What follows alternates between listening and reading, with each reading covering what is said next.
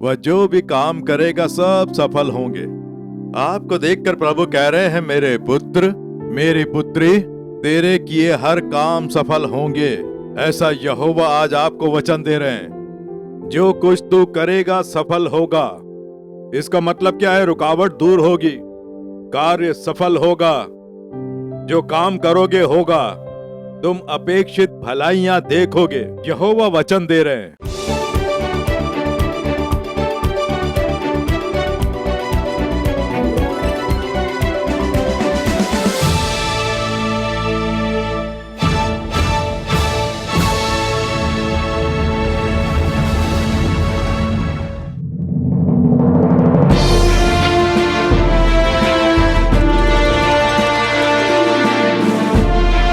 आपको देखकर प्रभु कह रहे हैं, मेरे पुत्र, मेरी पुत्री, तेरे किए हर काम सफल होंगे। ऐसा यहोवा आज आपको वचन दे रहे हैं। मेरे यहाँ पे बहुत दर्द होता था, इसलिए मैं बाइक लेकर ही जाता था। 4 सालों से स्पाइनल प्रॉब्लम थी और मेरे गले में दर्द होता था। मैं कल रात एक प्रोग्राम में जाके आया और सुबह यहाँ आया। आते समय पिताजी ने कहा कि बेटा दवाई खा के जा। पिताजी, दवाई नहीं है, खत्म हो गई, मैं होकर आता हूँ, बाद में खा लूंगा। दर्द के साथ प्रार्थना कर रहा था। एक्सरे निकाला तो मुझसे बैठा नहीं गया। बहुत मुश्किल से मैं चेयर में बैठ पाया। यहाँ प्रार्थना करते समय खड़ा नहीं हो पाया। बैठकर प्रार्थना की, आनंद राज तुझसे बैठा नहीं जा रहा, खड़ा नहीं हो जा रहा है, यीशु चंगा कर रहे हैं, ऐसा आपने कहा। और अगले ही क्षण मैंने अपना हाथ उठाकर देखा तो दर्द चला गया। चंगाई, नाम बोलकर एक अद्भुत चंगाई। हालेलुया।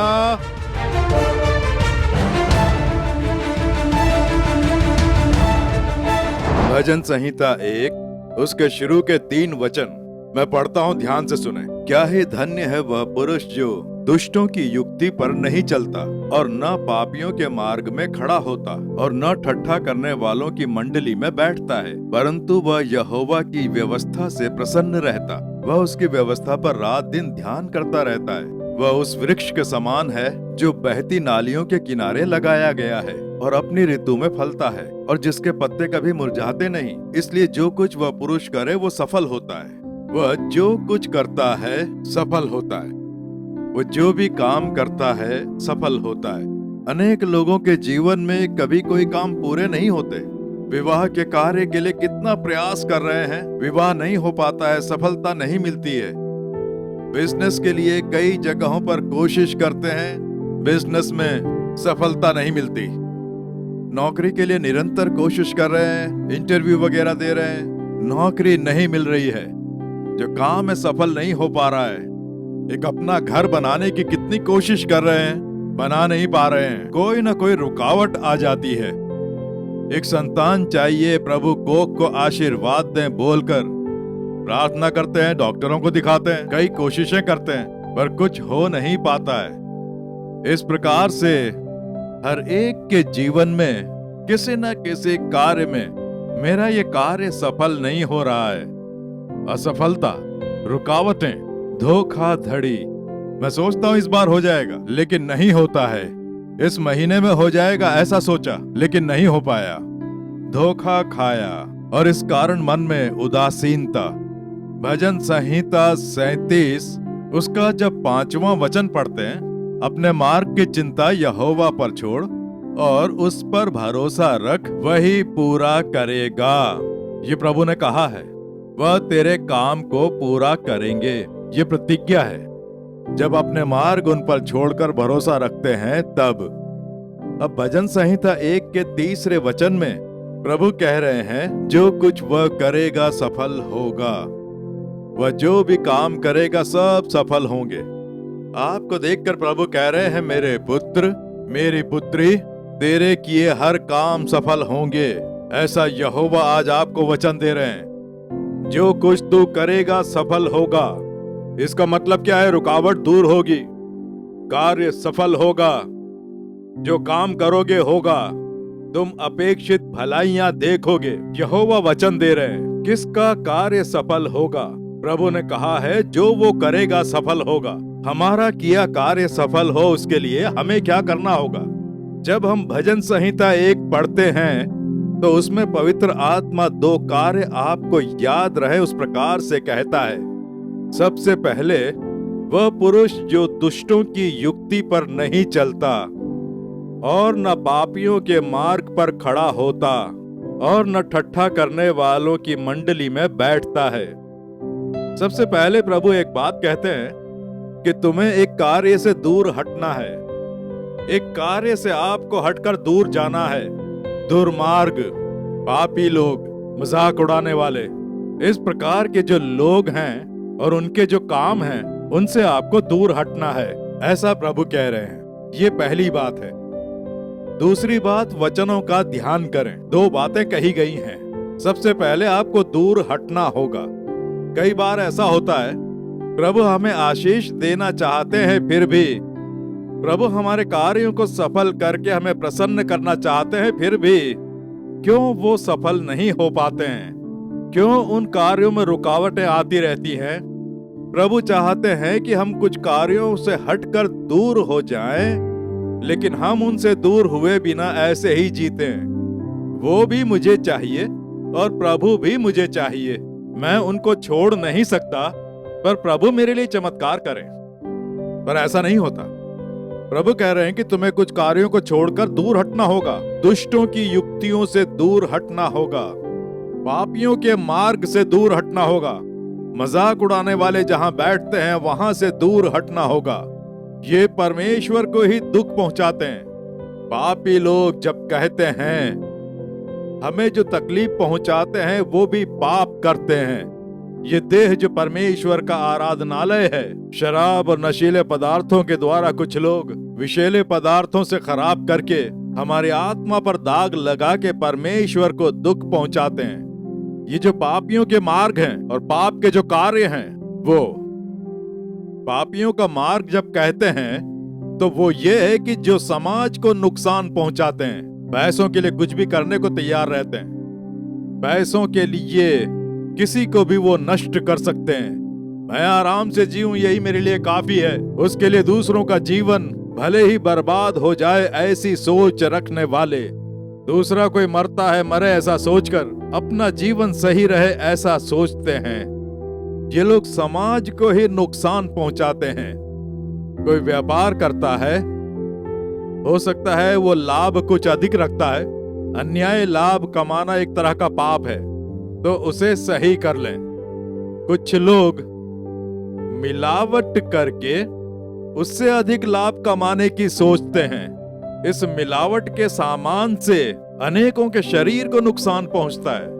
कईयों को बीमारियां आ जाती हैं। ये पाप है समाज को नुकसान पहुंचाने वाला। कोई मरता है, मरे मुझे क्या, मैं पैसे कमाऊंगा। किसी का शरीर खराब होता है, हो जाए मुझे क्या, मुझे तो बस अपना पैसा कमाना है। हर प्रकार के सामान में मिलावट करना पूरी तरह से समाज के भीतर पाप लेकर आते हैं। वो पापी दुर्मार्गी होते हैं, पैसों के लिए कुछ भी करने को तैयार रहते हैं। ऐसी एक और मंडली होती है जो ठट्ठा करती है। वो हमेशा दूसरों का मजाक उड़ाते हैं, दूसरों के ऊपर हंसते हैं, दूसरों में कमी निकालते हैं। इस प्रकार के लोग भी हैं। प्रभु कह रहे हैं, इस प्रकार के लोगों से आपको दूर होना है।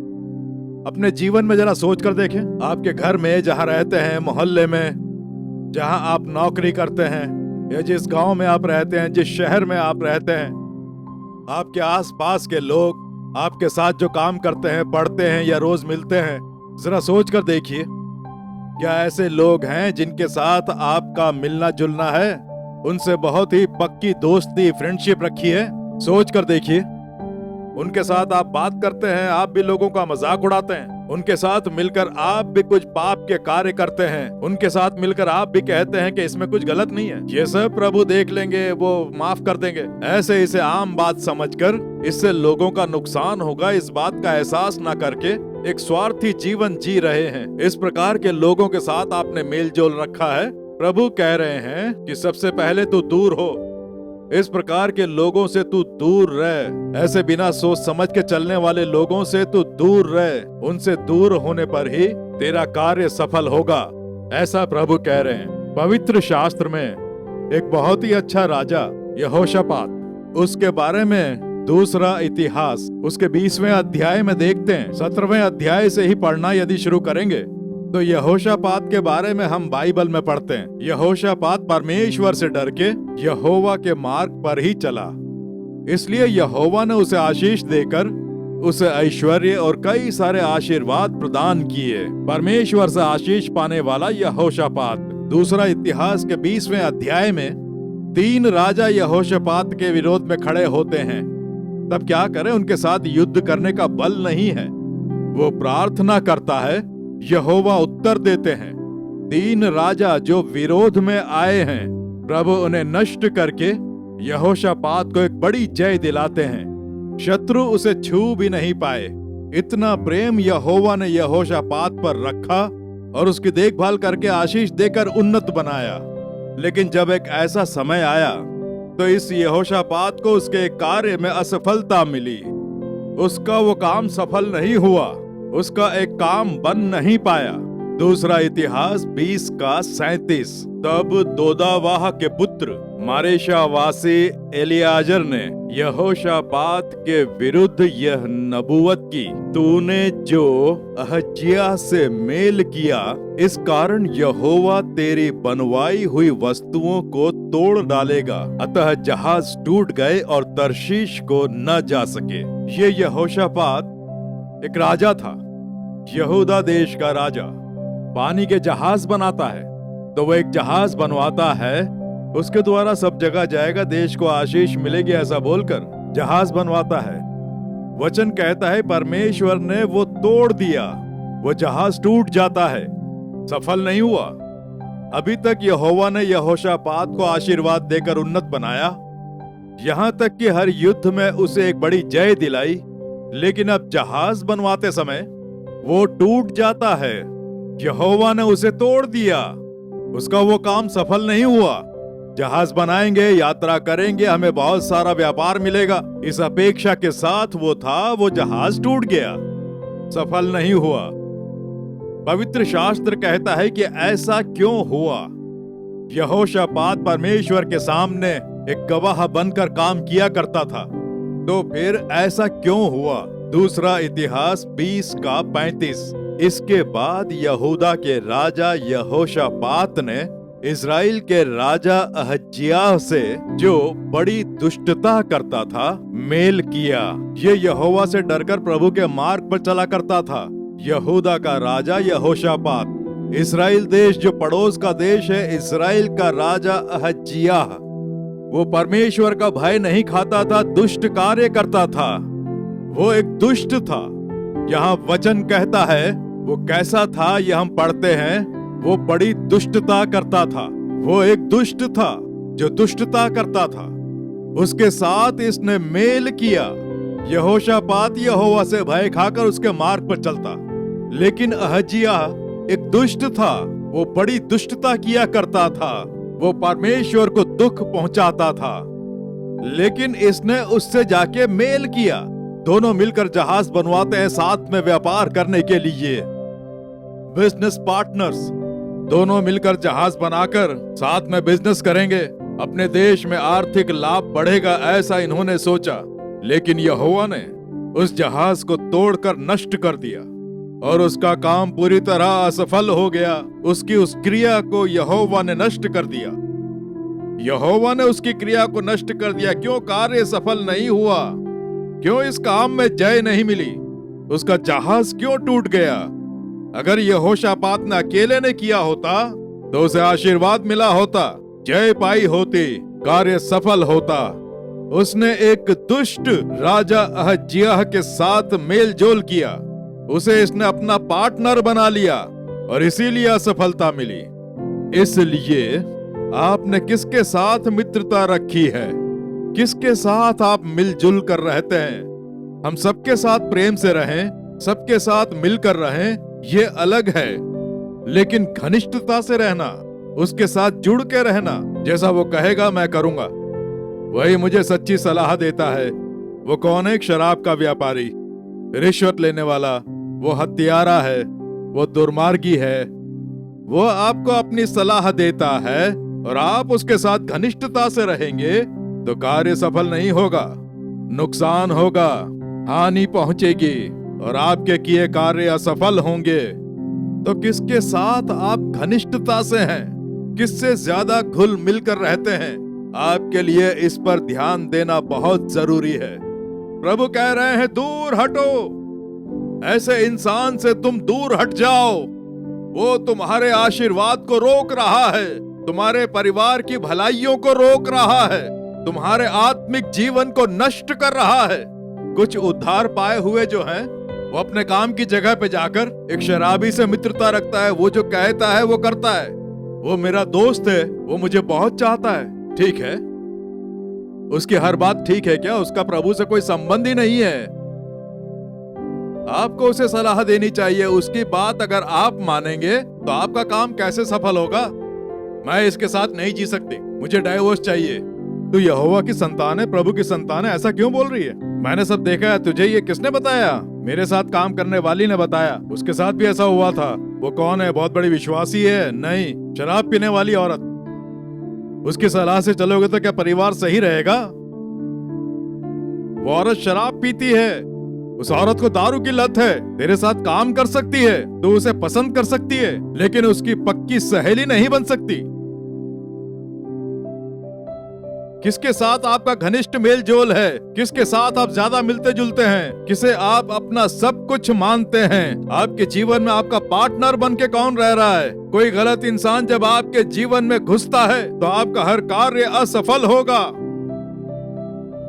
आप चाहे कुछ भी करें, आशीर्वाद नहीं मिलेगा। यहोशापात का ध्यान करें। परमेश्वर का भय खाकर चलने वाला मनुष्य जिसे परमेश्वर ने आशीष दी, लेकिन अहज्जिया से मेल करने के बाद उसके कार्य असफल होने लगे। पानी का जहाज टूट जाता है और उसका कार्य असफल हो जाता है। आपने किसके साथ पार्टनरशिप रखी है? वो इंसान अगर दुष्ट है तो उससे आप दूर हो जाएं। पापियों के मार्ग में आप खड़े ना होएं। जो लोगों का मजाक उड़ाएं उनके साथ ना बैठें। दुष्ट से कभी घनिष्ठ मित्रता ना करें। अपने जीवन में सोच कर देखें। वो हो सकता है आपके पड़ोस में रहता हो या सामने के घर में रहता हो, आपके साथ काम करने वाला हो सकता है, आपके साथ पढ़ने वाला हो सकता है, आपके गांव का हो सकता है या आपका रिश्तेदार हो सकता है। शैतान उसका उपयोग करके हो सकता है आपका आशीर्वाद रोक रहा हो। अक्सर पत्नी कहती है कि उससे मत मिलो, वो इंसान ठीक नहीं है, वो एक दुष्ट है। तू क्या जानती है? वो मेरा फ्रेंड है। नष्ट हो जाओगे। पत्नी अगर सलाह दे तो उसे मानने की आदत डालें। वो इंसान ठीक नहीं है, वो एक दुष्ट है। उसके कारण कई परिवार बर्बाद हो गए। उससे संबंध मत रखो कहे तो उससे दूर हो जाओ। मेरे लिए फ्रेंडशिप जरूरी है ऐसा कहेंगे तो यीशु कहेंगे जा उसके पीछे पीछे जा। कल अगर कोई विपत्ति आई तो तू सफल नहीं होगा। परमेश्वर कोई सहायता नहीं करेंगे। मनुष्य के प्रिय ना बने, परमेश्वर के प्रिय बनकर चलने के लिए समर्पित हो। जब मैंने उद्धार पाया उसके बाद बहुत से दोस्तों का साथ मैंने छोड़ दिया, लेकिन मैंने उनसे नफरत नहीं की। ना ही उनके सामने से मैं मुंह फिरा के जाता हूँ। मिलता हूँ तो प्रेम से बात करता हूँ, इसके अलावा कोई मिलना नहीं होता है। कोई घनिष्ठता नहीं। पूछते हैं चले वहां, नहीं मैं नहीं आऊंगा। प्रेम भावना अलग है, मेल जोल अलग। गलत लोगों के साथ मेल जोल ना रखें। प्रेम से रहें, दूरी बना के रहें, प्यार करें, प्रार्थना करें, उनका भी उद्धार हो ऐसी भावना रखें। यीशु के बारे में बताएं, उनकी कही बातों पर आप ध्यान ना दें। विशेषकर जवान बच्चे और जवान बच्चियां, जहां आप लोग मिलते हैं, जहां पढ़ते हैं, जहां खेलते हैं, वहां किसके साथ फ्रेंडशिप रखी हुई है? इसका मतलब ये नहीं कि आप किसी से ना मिले। बाइबल ने कहीं भी ऐसा नहीं कहा है। वो चाहे किसी भी धर्म के हों, आप उनसे प्यार से बात करें, प्रेम से रहें, इसमें कुछ गलत नहीं। लेकिन जब घनिष्ठता से रहते हैं तो उनकी दी गई सलाह कैसी है, ध्यान रखें। प्रभु कह रहे हैं दुष्ट लोगों से दूर रहें।